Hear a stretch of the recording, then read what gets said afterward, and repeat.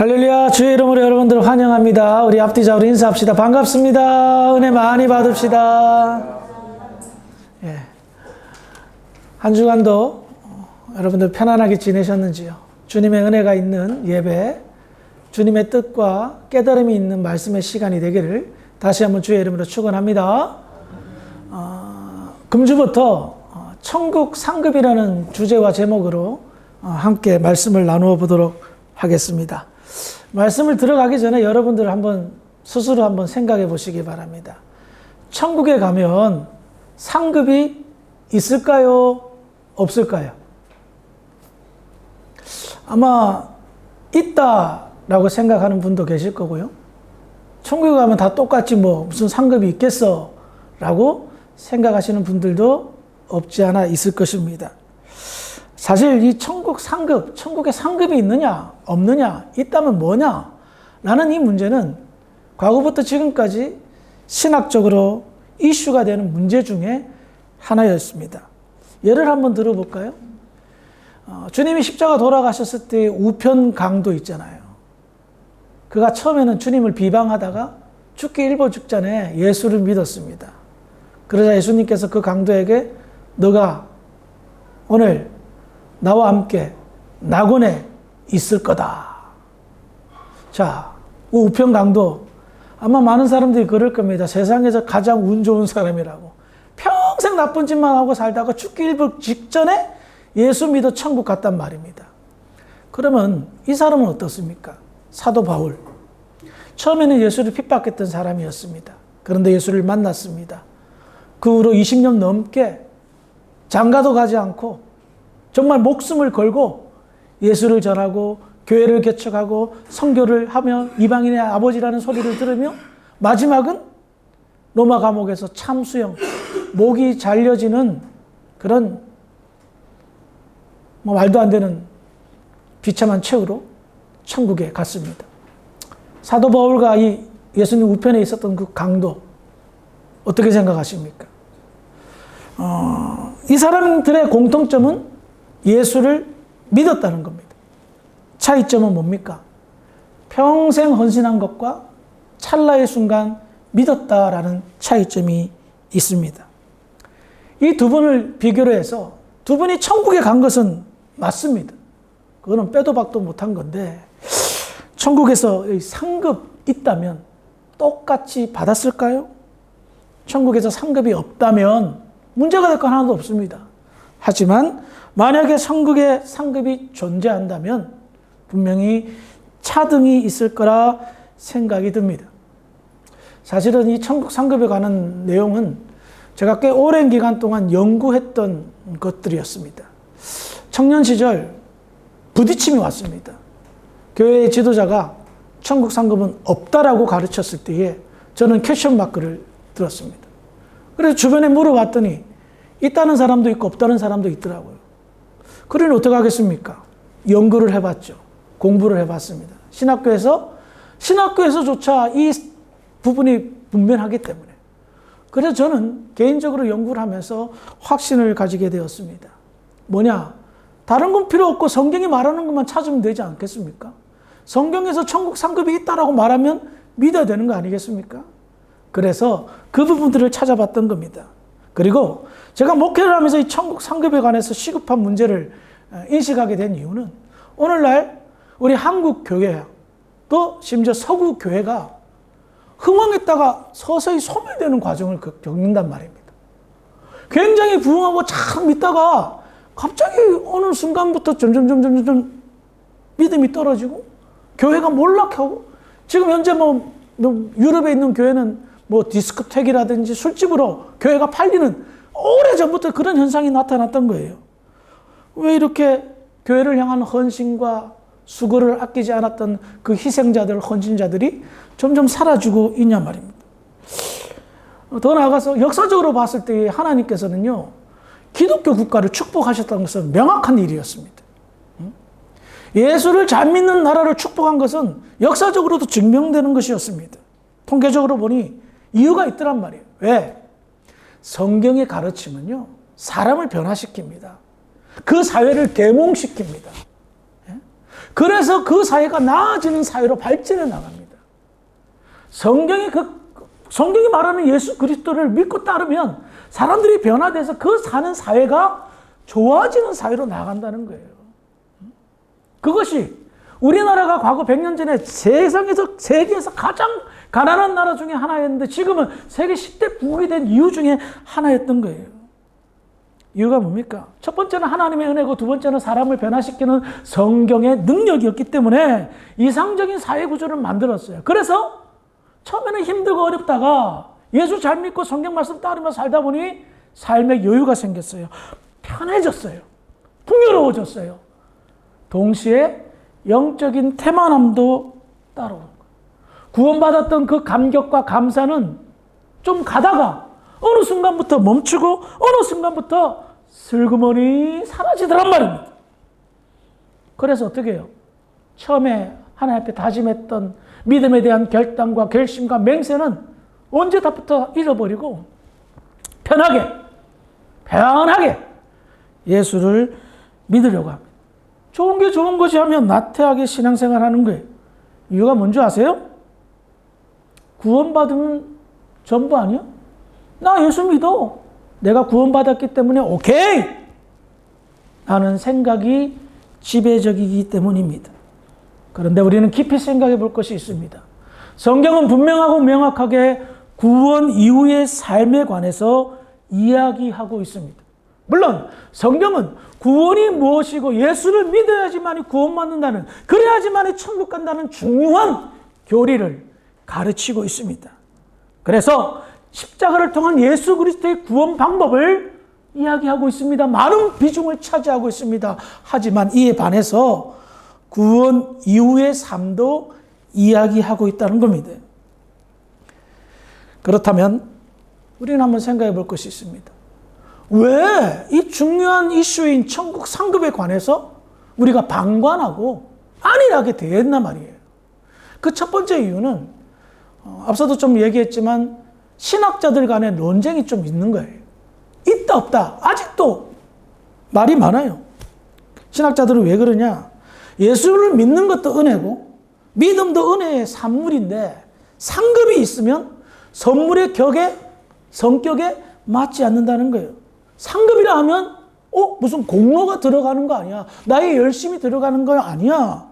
그래서 은혜라는 이 것으로 봤을 때는 상급의 논리가 맞지 않다라고 주장하는 분들이 있다는 겁니다.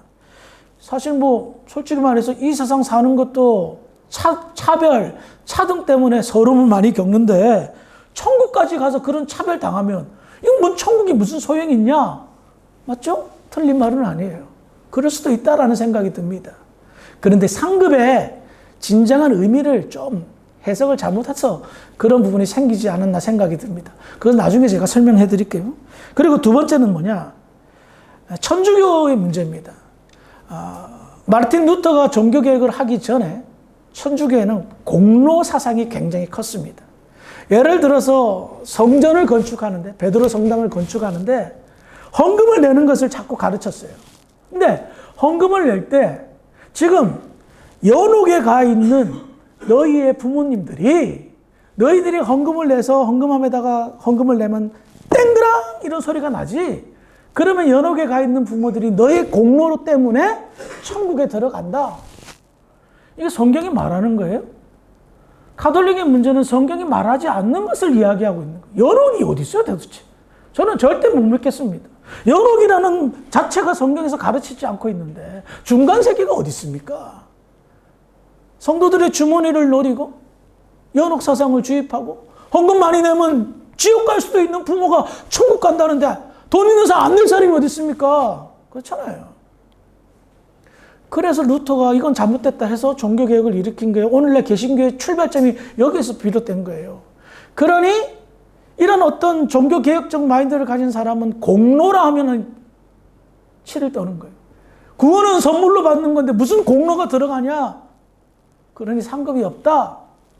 그런데요, 마틴 루터의 갈라디아서 주석의 후기를 보면 마틴 루터는 분명하고 명확하게 천국 상급에 관해서 말하고 있습니다. 세 번째로 오늘날 문제인데요.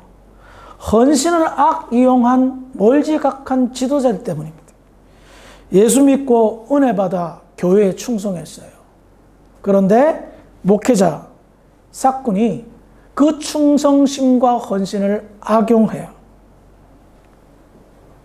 자기 뒷주머니 챙기고요.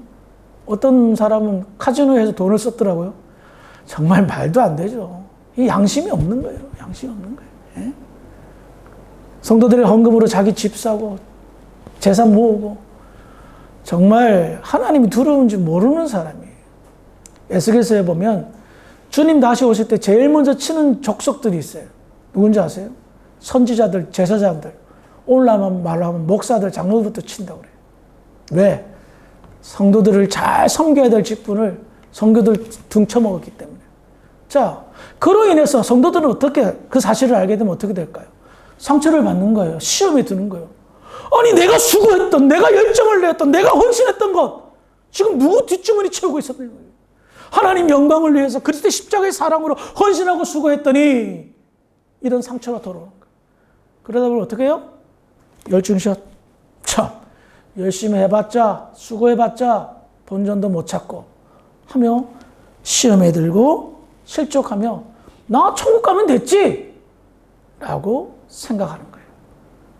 그래서 한때 수고하고 열심히 일했던 분들이 무언가의 시험과 실족으로 인해서 아무것도 안 하는 그런 안타까운 일들이 벌어진다는 겁니다. 그래서 천국 상급에 대한 성경이 말하는 그 증거가 무엇일까 고민하게 되었고 이것을 시리즈별로 제가 말씀을 준비하게 되었습니다.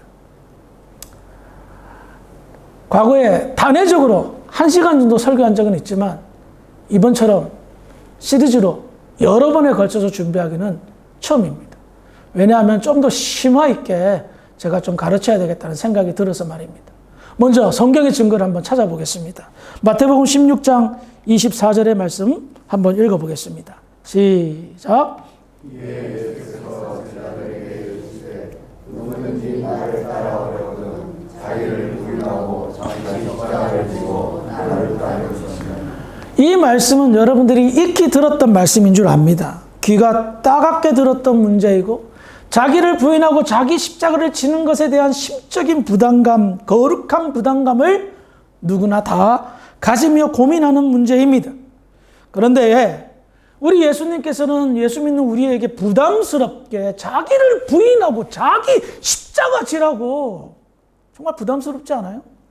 그 말만 들어도 정말 짜증나는데 완전한 헌신과 충성을 요구할까요? 주님은 왜 그러셨을까요? 그 증거가 마태복음 16장 27절에 있습니다. 읽어봅니다. 시작. 인자가 아버지의 영광으로 그 천사들과 함께 오리니 그때 각 사람이 행한 대로 갚으리라. 아멘. 인자가 아버지의 영광으로 그 천사들과 함께 오리니 이 말은 뭐예요? 주님이 재림하시는 것을 얘기합니다. 다시 오시는 걸 말합니다. 근데 그때 어떤 일이 벌어진다? 그때에 각 사람이 행한 대로 갚으리라. 각 사람에게 갚아줄 것이다 라고 말한 게 아니라 각 사람이 어떻게 행한 대로 갚아야 된다는 걸 말합니다. 주님이 바라시는 것은 뭡니까? 너희들이 자기를 부인하고 자기 십자가를 져야 주님 다시 오실 때에 그 헌신과 충성을 그대로 갚아주겠다. 행한 대로 내가 갚아주겠다라는 말씀이라는 거예요. 그러니 뜻도 없이 아무 생각 없이 무조건의 충성을 말하는 것이 아니라 내가 너희들에게 갚아주고 싶어서 자기를 부인하고 자기 십자가를 지라고 말씀한 거예요. 이 말은 거꾸로 풀이하면 뭡니까? 자기를 부인하지 않고 자기 십자가를 지지 않는 사람도, 즉 헌신하지 않고 충성하지 않는 사람도 그대로 갚아준다라는 의미입니다. 그렇죠? 증거를 더 찾아보겠습니다. 고린도후서 5장 9절과 10절입니다. 시작. 그런즉 우리는 몸으로 있든지 떠나든지 주를 입으시려는 자가 되기를 힘쓰노라. 이는 우리와 다 반드시 그리스도의 심판대 앞에 나타나게 되어 각각 서약간에 그 몸으로 하는 것을 따라가리라. 자, 이 말은 바울이 정말 문제가 많은 고린도 교회에 한 얘기예요. 고린도 교회는요, 정말 답이 없는 교회였습니다. 온갖 문제가 많았어요. 그래서 바울이 작심하고 고린도 교회에서만 이런 사후에 일어날, 구원받고 천국에 가서 일어날 일들을 삼층천 천국 간 이야기도 하고요, 이 이야기도 꺼냅니다. 이것을 여기서 바울이 얘기한 게 뭐예요? 내가 살든지 죽든지 주님 앞에 충성한다는 거예요. 왜? 우리가 주님 앞에 가면, 즉 그 앞에 가는 것이 심판대인데, 심판대 앞에 누구나 선다는 것을 말합니다. 특별히 9절과 10절에 보면 우리가라는 표현을 사용하고 있죠. 이건 뭐예요? 그리스도인들도 누구나 예수 그리스도 앞에 선다는 거예요. 그 심판대 앞에서 재판을 받는다는 거예요. 그런데 그리스도인들이 받는 재판은 조금 다릅니다. 천국과 지옥으로 갈 건가? 라는 재판이 아닙니다. 그리스도인들은 천국과 지옥으로 가는 심판받는 재판은 받지 않습니다. 그 증거는 로마서 8장 1절의 말씀 보겠습니다. 시작. 그러므로 이제 그리스도 예수 안에 있는 자에게는 결코 정죄함이 없나니. 여러분들 성령의 감동으로 예수를 믿는 것이 확신된다면 누구도 정죄하지 않습니다. 나의 죄를, 과거, 현재, 미래의 죄를 절대로 정죄하지 않습니다. 그렇다면 우리는 무슨 심판을 받느냐 말입니다. 선과 악에 관한 심판을 받는다라고 말하는데요, 이 심판이 도대체 무슨 심판이에요? 선악간의 심판이 뭐란 말이에요? 그 증거가 고린도전서 3장 10절부터 15절의 말씀이 있는데요, 제가 한 절씩 교독해 보겠습니다. 제가 먼저 읽습니다. 내게 주신 하나님의 은혜를 따라 내가 지혜로운 건축자와 같이 터를 닦아두매 다른 이가 그 위에 세우나 그러나 각각 어떻게 그 위에 세울까를 조심할지니라.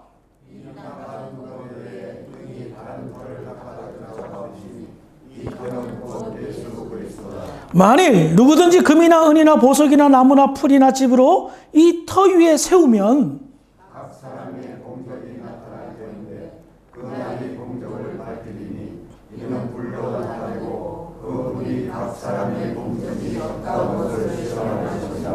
만일 누구든지 그 위에 세운 공적이 그대로 있으면 상을 받고 누구든지 그 공적이 불타면 해를 받으리니 그러나 자신은 구원을 받되 불로하면서 번역을 하게 되는.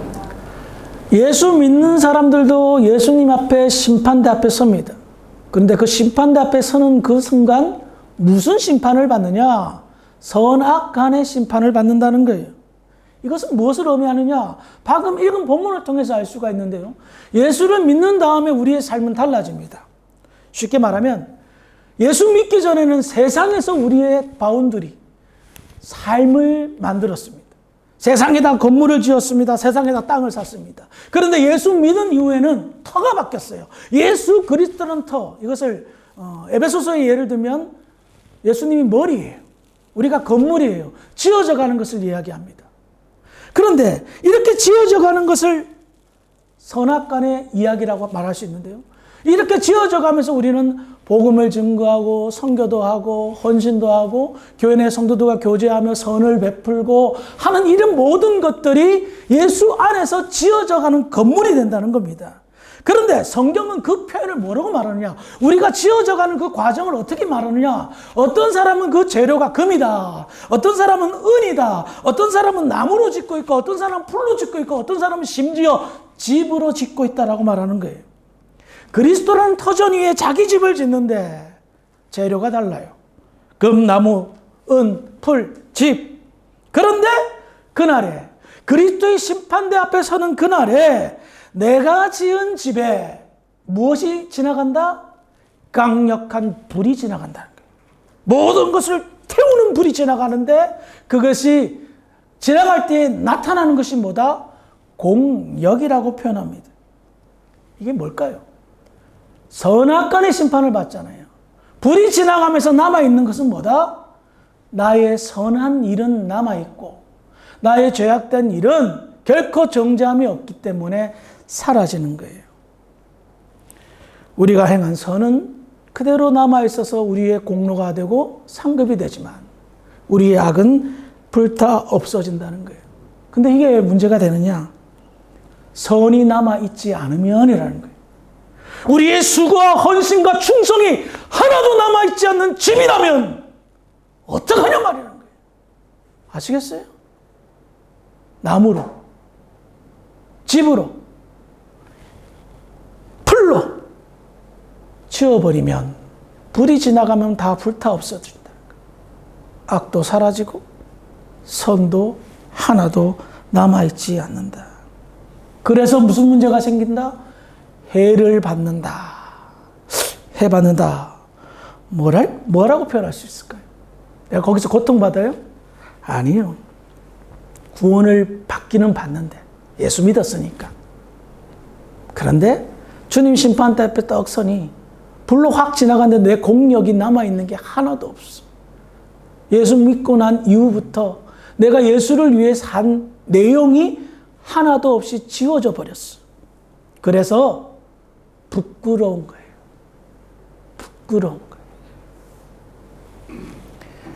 그리스도라는 터전 위에 새 집을 짓는데 이 새 집을 짓는 것 자체가 놀라운 축복과 영광인데 나의 삶은 그때나 지금이나 변한 게 없어요. 아니, 찰나적으로 좀 열심히 냈어요. 수고했어요. 그런데 금방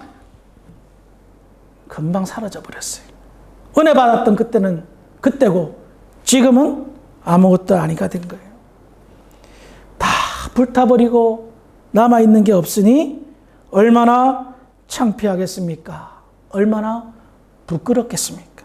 고린도전서 3장 15절 다시 읽어봅니다. 시작.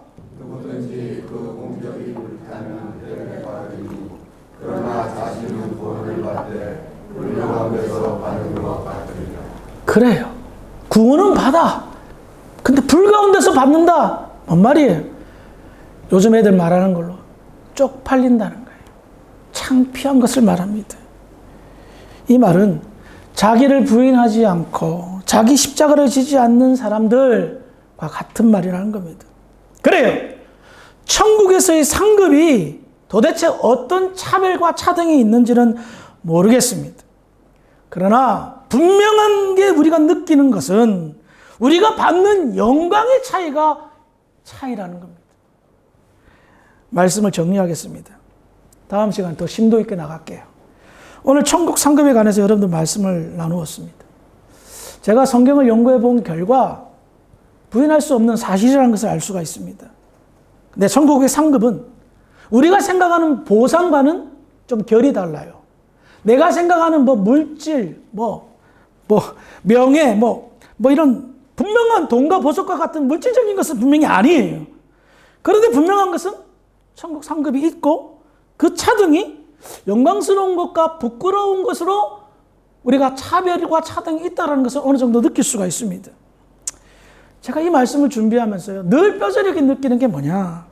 제가 지금까지 주님의 십자가의 사랑을 깨달은 후 나름 최선을 다하고 헌신을 다했다, 희생을 했다라고 생각해 왔습니다. 그런데 이 헌신과 희생과 수고는 천국의 상급을 바라보며 한 것은 단 1도 없습니다. 제 양심을 걸고요. 그래요. 천국 상급 받기 위해서, 좋은 거 받기 위해서 제가 이렇게 헌신한 건 아닙니다. 그런데 나의 죄를 대신해서 십자가에 돌아가신 하나님의 아들의 그 사랑과 은혜를 생각해보니 내가 도저히 가만히 열중전하고 싶은 생각이 전혀 없더란 말입니다. 그래서 헌신했습니다. 수고했습니다. 그러다 보니 목회자의 자리까지 오게 되더란 말입니다. 나를 위하여 하나님의 아들의 목숨이 바꿔줬는데 목숨과 내 목숨과 바꿨는데 내가 그 은혜를 어떻게 저버릴 수가 있겠습니까? 어리없이. 그렇잖아요? 그래서 상급 생각하지 않고 그냥 충성을 다했어요. 나름 주님을 배신할 수가 없었어요. 내 편한 대로 살 수가 없었어요. 그래서 주님의 사랑과 희생 때문에 지금도 열심히 살아보려고 애는 쓰고 있어요. 십자가의 사랑을 체험했다면 상급이 있다, 없다를 떠나서 우리가 주를 위해 살지 않을 이유가 하나도 없다란 말입니다. 이번 기회에 다시 한번 나를 위해 자기 몸을 버리신 하나님의 아들 예수님을 한번 깊이 생각해 보시기 바랍니다. 그리고 여러분들이 그 예수님을 믿는다면 그 믿음에 부끄럽지 않게 주님 오시는 그날까지 여러분들 수고를 아끼지 마시기 바랍니다. 믿음 생활에는 은퇴가 없습니다. 진정으로 그리스도의 십자가를 안다면 상급 받나 안 받나, 많이 받나 작게 받나 따지지 않습니다. 그것이, 그런 의식이 진정으로 교회를 살리고 교회를 부흥시키며 침체된 교계에 활력소를 일으킬 것입니다. 개인적으로 저는 사명이 있습니다. 저와 함께 신앙생활했던 성도들이 부끄러운 구원 못 받게 만들고 싶습니다. 창피한 구원 안 받게 하고 싶습니다. 사랑하는 성도 여러분, 훗날 그리스도의 심판대 앞에 아무것도 남아있지 않는 그런 처량한 신세가 되지 마시고 진심으로 끝까지 충성하는 믿음의 교회 모든 성도들이 되기를 주의 이름으로 축원합니다. 기도하시겠습니다. 거룩하신 아버지 하나님, 은혜를 감사합니다. 오늘 천국 상급에 관하여 말씀을 나누었습니다. 하나님, 우리에게 이루어진 그 구원, 하나님의 놀라운 축복이며 신비입니다. 그 놀라운 것을 저희들이 받았는데 어떻게 나태하고 게으르게 살 수가 있겠나이까? 상급을 바라지 않는다 하더라도 주님의 사랑과 은혜를 기억한다면 끝까지 충성하는 믿음의 종들이 될 수 있도록 이들을 축복하여 주시옵소서. 감사하며 예수님의 이름으로 기도합니다. 아멘.